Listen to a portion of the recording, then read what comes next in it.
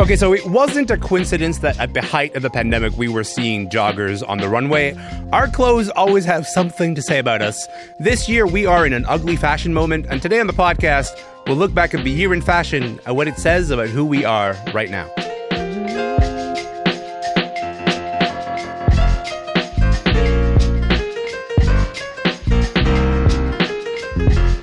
I'm Elamin Abdelmahmoud. This is Commotion.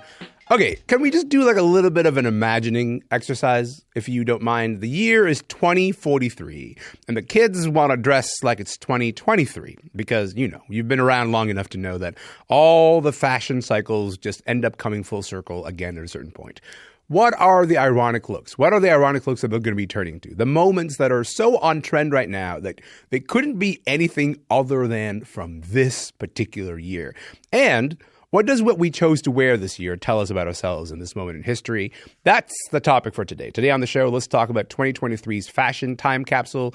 Gianluca Russo is in Phoenix, Arizona. Olivia is in London, and Quammie is in Toronto. Welcome, everybody, to the show. How's it going? I'm so happy that you're here. Hello. Hello, hello. Hello, friends. Hello. This is going to be a delightful time. Olivia, if you don't mind, I'm going to start with you. What was like the most iconic fashion moment of 2023 for you? Something that couldn't be anything other than this particular year. I think it's hard to choose, but I think for me, it's probably the Miu Miu sparkly knickers that we saw down the runway in February. Because I think since then I have seen knickers everywhere. It's been an underwear as outerwear year for sure. Yes. Underwear as outerwear. Yeah, it's been a lot of that. And I think we saw them on the runway again in September. So those have been huge. And not just on the runway, we're seeing them sold in like high street shops as well. And people kind of being encouraged to wear them at like Christmas parties, like regular people, not just fashion people. So I think that's the biggest thing for me that sticks out in my head. I saw a headline that was like, this is Hailey Bieber's best look of the year. It was from last week. And I was like, oh, let me click on this. Let me see this look. And it was, in fact, underwear as outerwear, but with a long coat. And I was like, what season is this? What season am I existing in? I don't even know what season we're treating this as. But I agree with you. Like, it's been sort of a consistent theme throughout the whole year. Gianluca, what about you? What is that look for you that sticks out all year? I think my favorite part of this year, my favorite fashion moment was like seeing people have more fun, but specifically with this like reemergence of the Y2K era amongst the young pop stars of today. I feel like for me that sticks out as the most fun fashion moment of this year. So from like Olivia Rodrigo to Addison Rae to Tate McRae and all these young artists who are really pulling back 20 years ago and bringing this fashion back to today, as we were saying, fashion being so kind of emerging in cycles, and then really just making it unique again. And I think like for me, that's always the most exciting thing, is to take something that worked and was so iconic and then to kind of reemerge it into a new era. And so that's personally what I've gravitated towards as my favorite kind of fashion moment of the year. Okay, B, you're in charge of the 2023 time capsule. What are you putting in? Ooh, that's a heavy responsibility, but I think I think you can handle it. You know, I know what I would throw in there first is a pair of Crocs, but not just any Crocs. Crocs that have all the little, like, Crocs have turned into the new charm bracelet. You can't just have Crocs. You've got to have Crocs with the little pins and the little things. The thing that go in the... the gibbets. Right. I did not know what the terminology. Yeah, I was just like, they're things. You got all your things on your Crocs. So definitely the Croc movement, I think, took on a different level of personalization in 2023. So Crocs with the gibbets got to go in there. Can I ask you guys, okay, I'm more interested now in like, okay, we've seen the trends and we know what the trends are, but maybe the people. Can we talk about the people whom you've kind of been tracking all year, and every time that they show up, you go, oh, something is happening here. I don't know what it is. I don't know if this is going to stick around or not, but this is very this year for me, because that person, I'll tell you right now, for me is Jacob Elordi. Like every time I saw Jacob Elordi, formerly of Euphoria, I guess still maybe of Euphoria, but also has been having this breakout year because he's been in Saltburn and also in Priscilla as Elvis Presley. And there's a lot of interest in Jacob Elordi as like a fashion figure, as a person who kind of sets some trends or responds to some trends. For example, Jacob Elordi has been all year being photographed with these like giant bags. I mean, like these giant purses that he's been carrying around with him. They're almost kind of comical because he's like 6'9" or something. So I'm interested in Jacob Elordi. I've been following Jacob Elordi all year. Gianluca, what about you? Is there a person where you're like, that person to me is setting the tone of the fashion this year? I think Jacob Elordi is a great answer. I almost view him as like the male Hailey Bieber because I feel like their styles are Yes. like very similar. I Yes. feel like they have the same reach. And so I love that one. For me, like I'm very basic in my answer. I love something that's like kind of cool and effortless and chic. I love like a Timothée Chalamet. I love these like really young artists who are doing things that are simple but still like cause a moment or cause a conversation or offer something new that's just beyond like a suit or a traditional outfit you would see. Yeah. And so for me, I kind of look at those young artists. And so like Olivia Rodrigo for me is very big when we come to women's fashion and, you know, the younger demographic. And I think like Timothée Chalamet, Jacob Elordi, that kind of group of men are doing a really good job of just making men's fashion a little more cool. My theory on this is that for a little while, we didn't really have a lot of like interesting men to look at. And we now are sort of in this moment of interesting men. And like Jacob Elordi is one of them. Certainly Timothée Chalamet is another one. We're seeing a reemergence of like young men as Hollywood stars, which has not been a thing for maybe like 5 or 6 years or so. Olivia, who are you following? I think I'm going to go back to the knickers. I think Emma Corrin, who was the model in the Miu Miu show to kind of wear the glittery pants. I really like what they've been doing this year. I've seen so many interesting looks at various red carpet shows, most recently at the British Fashion Awards. They wore this kind of white tuxedo that had like a sheer skirt without trousers. And then these kind of like black sheer gloves and knee-high stockings underneath. I just think what they're doing is really interesting. And they're working with Harry Lambert, the stylist, who also works with Harry Styles. So I think that those looks have been really interesting and different. And I don't think we see enough of what they are doing and the kind of subversion with fashion that we've seen. I'm glad you brought up Harry Styles because I do think Harry Styles' looks have been very different and interesting. But I don't think I necessarily look at those and go like, oh, that's aspirational. I kind of look at it and go like, I don't know what's happening there, but I'm very happy that you did that.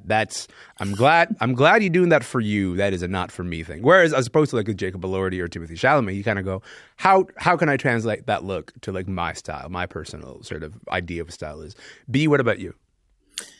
So I think one of my favorite style icons, and I watch her every year, and she's always ahead of the game, I find, in a lot of different ways, is Tracee Ellis Ross, Diana Ross's daughter. Yes. The thing I love about her is that she straddles that line that you were just talking about. For me, there are certain things that I see her in where I'm like, I love that for you.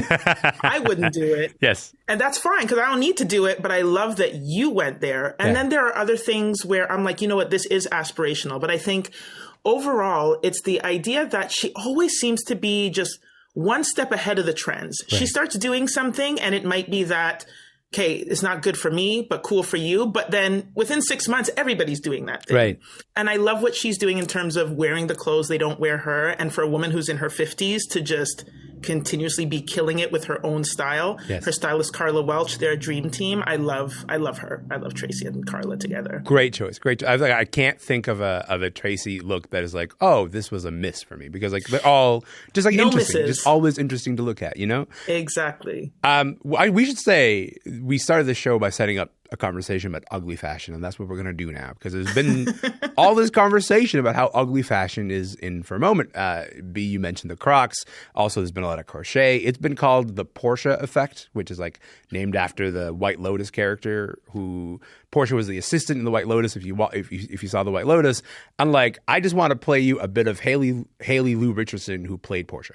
Whenever I would get dressed as her, I would know when I looked at myself in the mirror if I was making that face. I was like, oh, yeah, this outfit's right. Well, it's Portia right, but not cute outfit right. Yeah, none of the outfits were cute outfit right. But it was kind of like, this is thrown together. It's something you need to basically function. Gianluca, what did Portia and her influence on so-called ugly fashion represent to you? I think it really was representative of what we're seeing nowadays where people are just kind of going wild and having fun with fashion. I feel like for so long, we had to abide by these very outdated and very strict fashion rules that prohibited people from really showing their personality through clothing. I think through the pandemic, we started to see that challenged a lot more and people were bringing in their more kind of unique parts of themselves to fashion. And I think in the past year, people have completely just gone wild. And I think in going wild, you're going to see things that some people would consider quote unquote ugly, right? That are against the norm, that maybe don't match, prints that don't match. Can you? textures Yeah, that I was don't gonna say, match. can you paint a picture of like what does that ugly fashion even look like?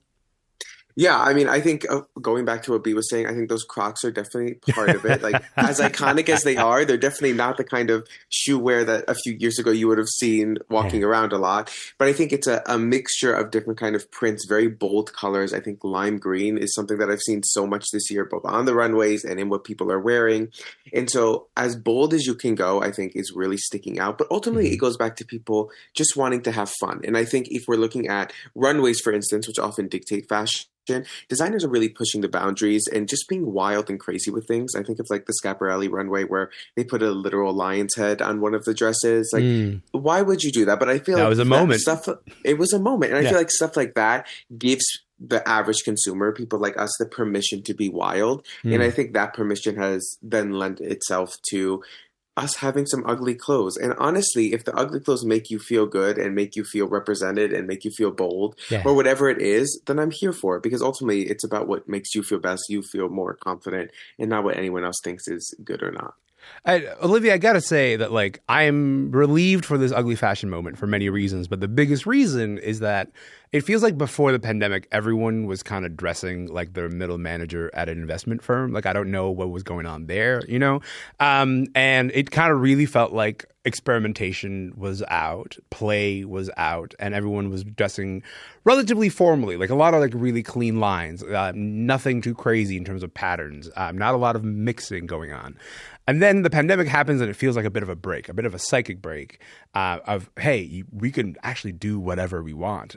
Sometimes because people can't see us, but also sometimes it's because we've gone through this like world historic event.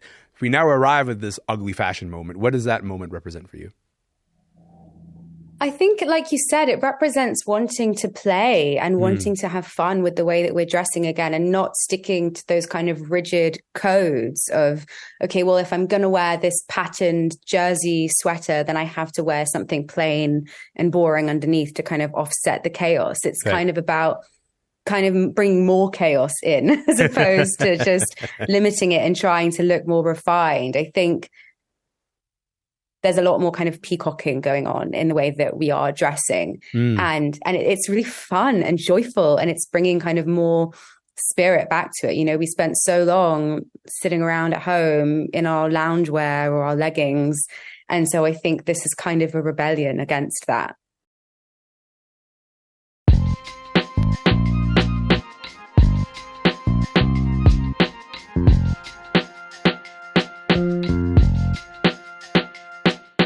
If folks are just joining us, my name is Elamin Abdelmahmoud, and this is Commotion. And on today's podcast, we're looking back at what we wore this year with fashion writers Olivia Petter, Gianluca Russo, and B. Quammie.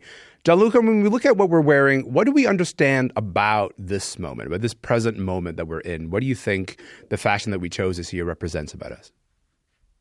I think it shows that we're in an almost kind of careless time where, like we were saying before, people want to have fun, but also people want to push themselves. I think like after feeling stuck for a while, people are really in the mood to try something new, to push their personal boundaries, to see what makes them feel good and also what makes them not feel good and what they don't like. And so I think we're almost in that era where you're like in your early teens and you're trying things for the first time and like seeing what matches your confidence and what doesn't. I think now we're seeing that kind of across demographics as well. I know like even in my own family, my mother is trying things that I would never tell her to wear, but she's trying them because she wants to. Yes. And I think that's fine. And so I think like across generations, we're seeing people have their reemergence of their kind of like teenage playful fashion era where you get to rediscover yourself. And so I would say this year is really an era of rediscovery for many people through fashion. Yeah, like I'll tell you what I'm relieved by, B, is like the notion that the fact that we're all living our lives on Instagram means we all have to like look put together all the time when we take our photos.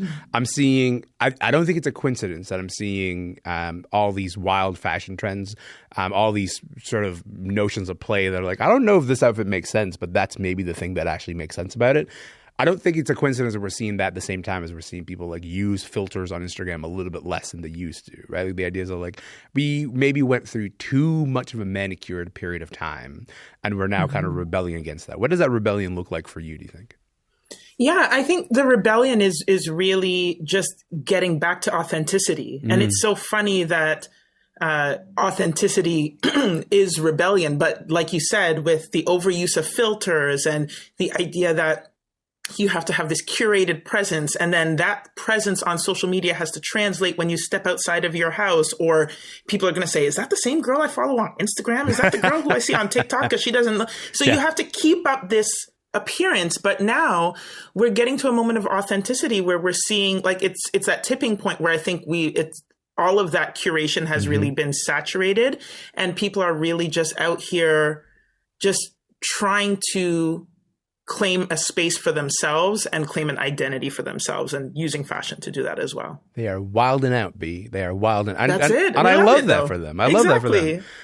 Olivia, again, like the premise is that, fashion reflects life. It's not a perfect mirror of sorts, but maybe it's a kaleidoscope, or maybe it's a bit of a disco ball, right? Like, but what do our clothes tell us about where we are this year? I mean, I think one of the trends that we haven't touched on is that we've seen a lot more of each other's bodies with our fashion this year. And I think, again, that comes back to the kind of spending so many months kind of sequestered away in our homes during lockdowns. And by seeing more bodies, I mean, we're seeing a lot of sheer dresses and sheer tops and sheer skirts. And there's a lot more kind of just exposure of our bodies, which I think speaks to how we just want to kind of showcase ourselves a bit more after having been like sheltered away for so long. And I think it's also about, body confidence and body positivity, and kind of encouraging people of all shapes and sizes to dress like that, not just, very small models on the runway. We're seeing that kind of way of dressing everywhere, which I think is really positive and a good step. Yeah. Gianluca, I got to say, even given everything Olivia just said, I don't see the underwear as outerwear trend filtering down to the masses in the year ahead. Like, I don't think that is what's coming, what's going to be in store for us in 2024. So if there's one runway trend from the past year that you expect to see filtering down, what is it going to be? It's a good question. I agree with that. I don't see the underwear kind of trickling down, but I do see I do see the kind of like inspiration behind it trickling down. And so going back to what Olivia was saying, like, I think sheer was really big this year. I think next year is going to be a lot more about like celebrating the body and showing it more in these ways. And so I almost feel like we'll see sheer, but we'll kind of see different kind of textures or different structures of garments, things that almost allow you to play with the body and highlight different parts of the body that you might not have otherwise done, right? I feel like people often wear like crop tops or showing your midriff, things like that. I feel like now we'll see things that allow you to emphasize or hide other parts of the body. So whether it's like shoulders or parts of your legs, things like that. I think we're in kind of a body reckoning era for a long time during the pandemic. It was very difficult to live, especially in a body that was not kind of this thin ideal that we see in fashion. But I think a lot of people had to come to terms with their body image and deal with all of these kind of issues and conversations through the pandemic. And so I think now what we're seeing is people reconnecting to their body. And in order to do that, they're using fashion to either show parts that they want to show more, to elevate parts, to kind of play with their figure. And so I think that'll be the big thing that we see over the next year, is this really reconnection of the body through fashion. Yeah, Olivia, I'm not wearing briefs to work, pal. But what do you think is going to filter down to people? What do I think will filter down to people? I mean, I agree with you. I don't think it's going to filter down to the mainstream, but I go into high street shops now and I see these totally sheer dresses and tops. So I do think that there are some people that are being almost not encouraged to do it, but I do think it's only a matter of time until you kind of go to a Christmas party and see someone in like a totally sheer top and it's kind of, I think slowly it will make its way out of the industry. Yeah. But I think one of the biggest things that I think we're going to see so much more of is really simple, it's just flat shoes. This year, I think, has been the year of flat shoes. So from the Margiela tabbies, which kind of went viral, this year, and because of the ballet flats. Can you tell the story of why the runway. tabbies went viral? Because I think it's a really great story and people deserve to hear it. Go ahead. So a woman posted a TikTok about how her tabby, she went on a Tinder date. And tabbies are like ballet flats. That's right. They're flat shoes with like the kind of Japanese toe. Right. So they separate the toe. Got it. And they're like £600, so like $700, $800 a pop. They are expensive shoes. Yeah. And so this woman went on a Tinder date, and the guy stole her tabbies. Yeah. And then went missing, and then blocked her, and like she couldn't get hold of him. So she posted about it on TikTok, and then the world kind of set about trying to find this guy for her so she could get her tabbies back. But it was an amazing moment of kind of internet pop culture. Anyway, she did get them back. And if I remember correctly, the guy had a girlfriend and he'd stolen the tabbies for her, for his girlfriend. That was the craziest part of the story. 100%. Yes. Sorry, continue. I cut you off. Yeah. So yeah, it was bonkers. So yeah, it was the year of the tabbies and also the year of the flat shoes, the ballet flats that we've seen kind of across the runway and all designers, and also just on the front row at Fashion Week. You know, no one's really showing up to shows in heels anymore. It's all about flat shoes. So I think they're becoming much more of a kind of power status symbol as opposed to high heels. So I think that will definitely trickle into the next year. B, I know you're not a mean person, but I'd like you to get a little mean if you don't mind. If you had a magic wand, what would you like to make disappear? Like something that's like, this has got to go in the dustbin of fashion history immediately. So, you know what, it may not be a specific item, but it's a way of thought about fashion that I think has been really amplified by fast fashion. So relationships with fast fashion can be very fraught. So maybe fast fashion is what some people want to throw in the bin. But I think that what has come about is we have really started to lose the essence around all the other stuff that incorporates fashion, tailoring, structure. We want to buy something and have it fit us just like the model. You see those, posts on social media of like, here's what I paid for, here's what I got. And it looks totally different, but it's like, maybe that item was tailored to that person. Maybe this isn't actually, this is a different setup. Maybe they're pinned in the back. Maybe there's a whole bunch of magic happening. And I think this expectation of, we want that immediate gratification and satisfaction with our fashion. And I think whether that's stepping away from fast fashion or whether that's paying more attention to what we actually have in our closets before we go shop and buy something else, maybe you just need to tailor your coat a bit. Maybe you just need to take in those pants a bit. Maybe you don't need to go buy something new. So maybe we need to kind of throw away the idea of excessive consumption for that instant gratification and apply some of the other art of fashion to what we do clothe ourselves in to create a newer look for ourselves. So that's as mean as I'll get. That's, you know what? I was like, B, can you please get mean? And you were like, I'll be as kind as possible. But you know what? Fine. I appreciate your meanness, however it comes, even if it comes in this package of kindness. B. Quammie, Olivia Petter, Gianluca Russo. Thank you so much for your time, you guys. This has been a delight. Thank you. Thank you. Thank you. You betcha. Talk soon. Thank you. B. Quammie is a freelance writer and regular here on Commotion. Gianluca Russo is a fashion writer based in New York, but currently in Phoenix, Arizona. He's the author of The Power of Plus. And Olivia Petter is a fashion writer based in London.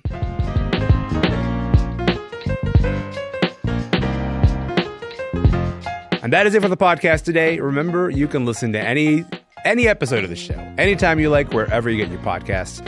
My name is Elamin Abdelmahmoud. I'll see you tomorrow.